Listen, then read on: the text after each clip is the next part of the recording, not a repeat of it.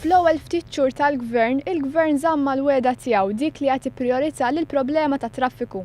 Waqt konferenza tal-aħbarijiet, il-Ministru għat-Trasport u l-Infrastruttura Joe Mizzi, akkumpanjat miċ-Chairman ta' Transport Malta James Piscopo, ħabbar proġett ġdid għal tnaqqis fit-traffiku fin-naħa t'isfel ta' Malta. Permezz ta' dan il-proġett se tinbena mill-ġdid il-junction ta' ħdejn iċ-ċimiterju tal-Addorrarata. Dan fil-waqt li se jkun hemm infrastruttura differenti biex la jkun hemm traffic lights u lanqas roundabout. Il-Perit ta' Transport Malta Edric Mikallef ma' One News spjega kif ser jsir dan il-proġett. 4 direzzjonijiet aħna rriduhom li jgħaddu mingħajr ma joqogħdu jieqfu b'sistema ta' traffic lights.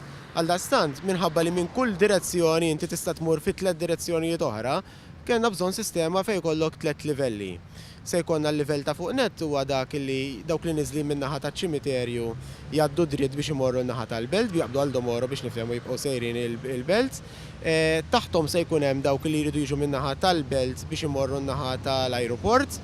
U minn taħt net fil-livell pratikament li huwa eżistenti bħalissa jkunu għaddejjin dal-vetturi li għaddejjin bħalissa u hekk li ġejjin min-naħa ta' Kordin biex imorru għal Domoro. Il-proġett se jinkludi fih żoni pedonali u passaġġi għar-roti b'tul ta' iżjed minn 1200 metru. Dan se jwassal biex dawk li jkunu ġejjin mill-inħawi ta' Raħal Ġdid se jkollhom aċċess dirett u bla periklu għal faċilitajiet sportivi tal-Marsa. Il-proġett se jinkludi wkoll park and ride li se tammonta l-aktar minn 200 spazju ta' parkeġġ. Il-Ministru l-Infrastruttura u Trasport Joe Mizzi qal li dan il-proġett se jkun pjan ta' riġenerazzjoni fejn iż-żona li oriġinarjament żviluppata bħala żona industrijali li ma' żmien spiċċat b'toroq arterjali minn ġo fiha. Ħabbar ukoll wara konsultazzjoni mal-Malta Industrial Parks ġie deċiż li ż-żewġ fabbriki se jiġu rilokati biex ikun hemm spazju meħtieġ.